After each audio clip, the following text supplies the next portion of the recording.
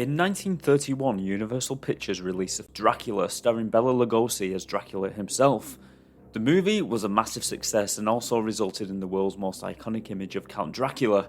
And let's face it, when you think of Count Dracula, this is the image you have in your mind. Also that year, Universal released another movie featuring a monster that would become just as iconic as Count Dracula, and that movie was Frankenstein.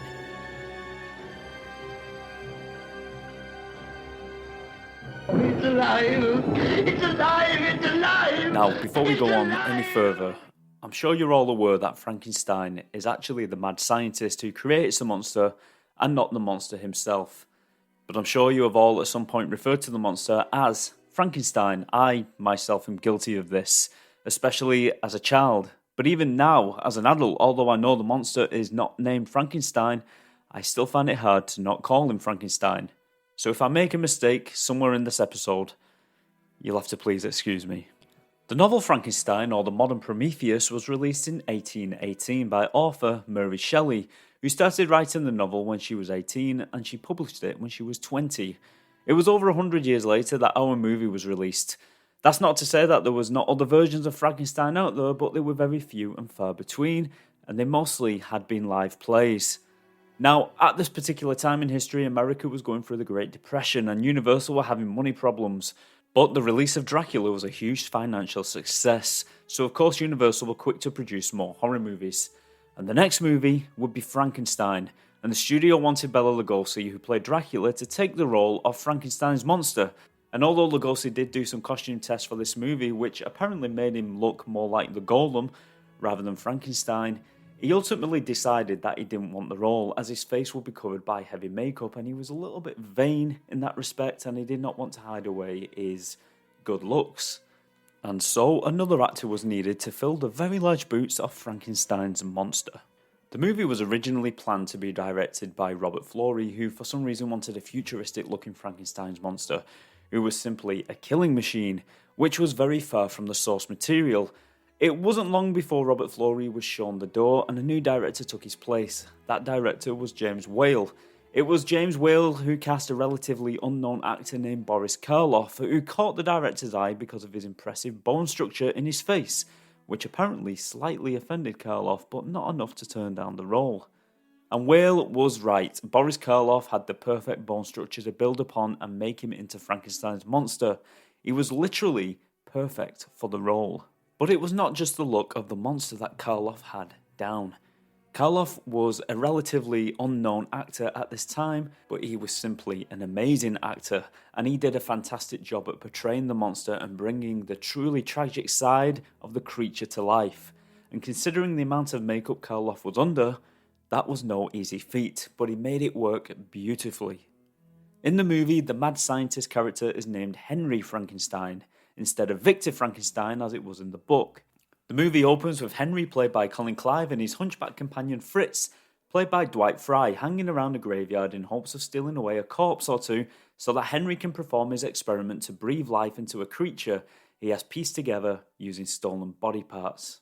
But he also needs a brain, so he sends his hunchbacked assistant to acquire or steal a brain from his old teacher, Dr. Waldman, played by Edward Van Sloan.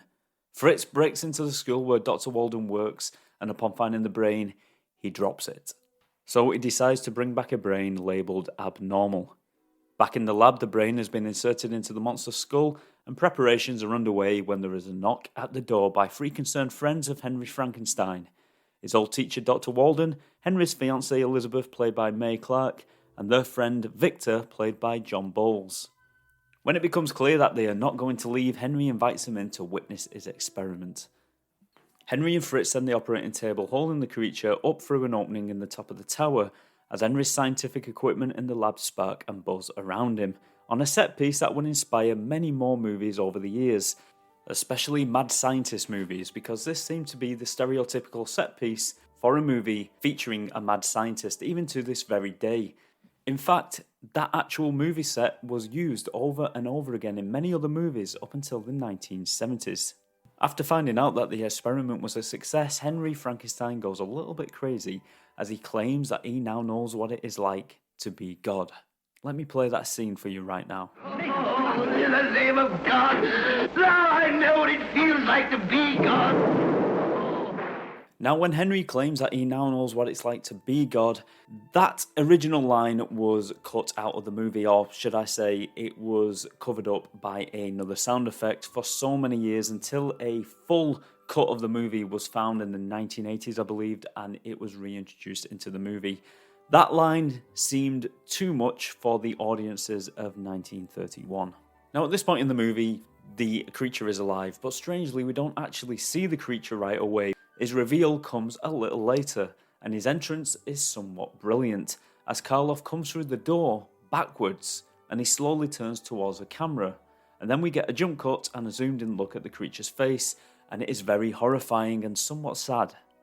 Karloff wanted to actually make his character look dead, and he had a few suggestions. First of all, Karloff decided that mortician's wax was needed to be applied to his eyelids, as Karloff believed that his own eyes made the creature look too much alive, and the application of the wax on Karloff's eyelids gave the creature a very different kind of look, with eyelids that were constantly half shut or half open.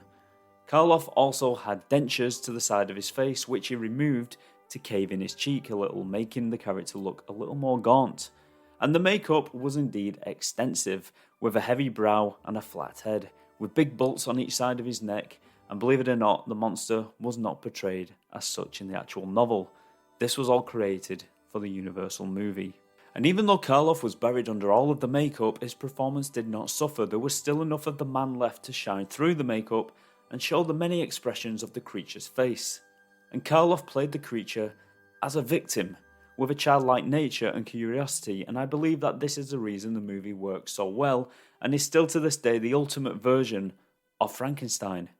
The creature is afraid all the way through this movie. I mean, yeah, he does get angry, but that anger is out of fear, and his motivations are driven by fear, and you really do feel a certain amount of sorrow for him, and that is all down to Karloff's performance. There is a scene in the movie where Henry Frankenstein opens a skylight to let the sun in, and we see the creature reaching up to try and touch the sunlight, and there's something very touching about this scene, as I believe the sun represents life maybe, and the creature is reaching out for it, and when Henry Frankenstein shuts the skylight and the sun vanishes, we see a sadness come over the creature as he reaches out for Henry Frankenstein instead, reaching out for something. I thought maybe some kind of comfort or just something. Maybe the monster does not even know what he wants, but he yearns for something. But instead, he is told to sit, which he does, like a loyal puppy. Still with his hands open wide, gesturing for some kind of help. It really is quite sad. There's also a scene where the hunchback character Fritz is tormenting the monster with a whip and then with fire, and you truly believe that the monster is afraid in this scene, and you feel for him, and Karloff does a spectacular job at portraying that fear through all that makeup. As Fritz continues to torment the monster, the scene cuts to Dr. Walden and Henry Frankenstein in the lab, and they hear Fritz let out a scream. And when they arrive where the monster has been restrained, they see that Fritz has been killed and is hanging from his neck. And with that, Dr. Walden and Henry Frankenstein decide that the monster must be sedated and killed. After this, Henry Frankenstein tries to resume his life with his fiancée, as Dr. Walden attempts to kill the sedated monster, who isn't as sedated as he originally thought, and kills the doctor and flees the lab. In the next scene, we see the monster meet a little girl named Maria by a lake, and she is not afraid of him, and she takes his hand. And this is probably the only time in the movie that we see the monster happy to have a friend, someone who treats him with kindness. The little girl shows him how to throw flowers into the lake and to watch them float. And when they run out of flowers, the monster innocently reaches out for the little girl and tosses her into the lake, expecting for her to float as well, just like the flowers did. But she sinks and drowns, and the monster looks distressed and confused and flees the area quickly. A little later in the movie, we see the girl's father walking through the village holding Maria's lifeless body, claiming that she had been murdered. This was a very dark scene for a movie shot in 1931, so as you can imagine, it didn't make it past the censors intact. But in my opinion, the cut that was made in 1931 actually made the girl's death seem worse. You see, in the original cut, it's clear to see that the monster did not understand that the girl would not float, and he was upset about it afterwards. But in 1931, the edit made to this scene actually looks worse, with the scene cut short just as the monster reaches out for the girl. And that's it. We don't actually see Frankenstein pick up the girl and throw her into the water. We don't see that Frankenstein is confused by the act and that he didn't actually mean to hurt the girl. We just see that Frankenstein reaches out to grab the girl and then the scene cuts. And then a little later, we see the father carrying a dead body claiming that she was murdered. And this suggests to the audience that was watching the film in 1931 that the monster killed her in cold blood. Ultimately, that cut made it more violent, strangely, and in my opinion, it would have been better to actually leave it intact. Now, here's a fun fact for you. Just like Maria in the movie wasn't afraid of the monster, the actress who played Maria, Marilyn Harris, was not afraid of Karloff in full makeup. And it is said that she would insist on riding with Karloff dressed as a monster on the way to set. And it was also said that she drove a very hard bargain. You see, during the lake scene, when Karloff threw her into the water, she didn't sink as intended. So James Whale, the director, had to bribe her to do the scene again, but this time sink under the water. She requested that she have 12 hard-boiled eggs. James Whale agreed, and she redid the take perfectly. And she received not 12 eggs, but 24 hard-boiled eggs. What a negotiator.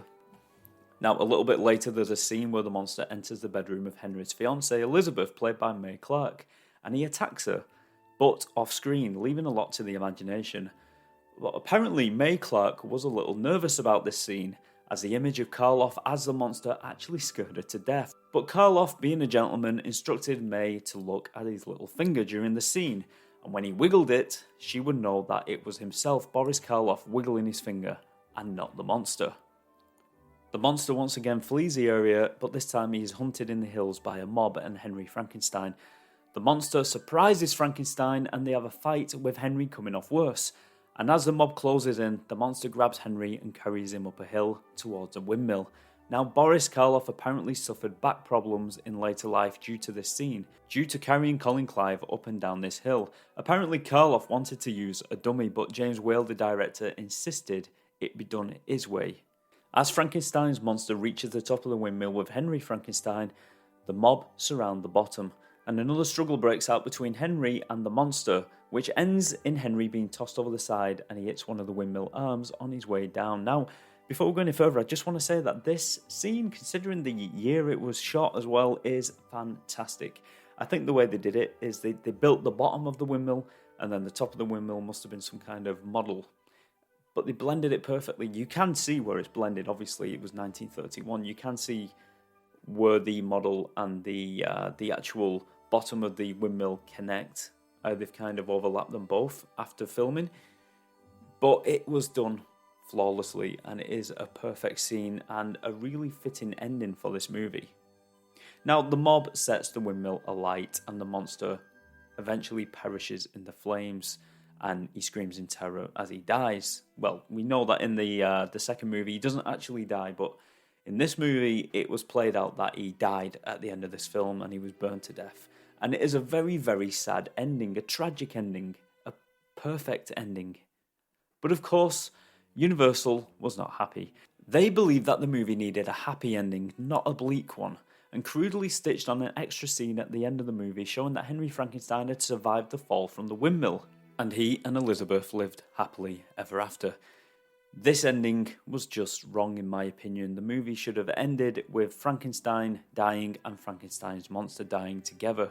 And like I said before, the monster was not exactly a villain. He was a victim. The monster was afraid constantly all through this movie. And he was brought into this world, and then it was decided that he would be killed because he killed Fritz, who was trying to torment him. In a way, he killed Fritz in self-defense.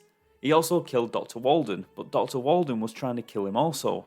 So, once again, you can excuse this.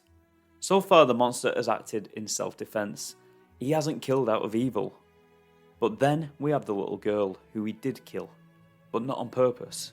He just didn't understand that she wouldn't float, and that she would drown. He didn't mean to kill her, he didn't want to kill her. And then he was hunted by a mob, who then set the windmill alight and burned the creature to death as he screamed into the night. So you see, all through the movie, the creature was running scared. He was afraid, and he was confused, and he was hunted. And like I said before, I think the burning of the windmill was a perfect ending, and the happy ending that was pinned onto the end of this movie seems so out of place. as we see the survival of the man responsible for the monster's misery, moments after we listen to the monster's screams as he perished in the flames.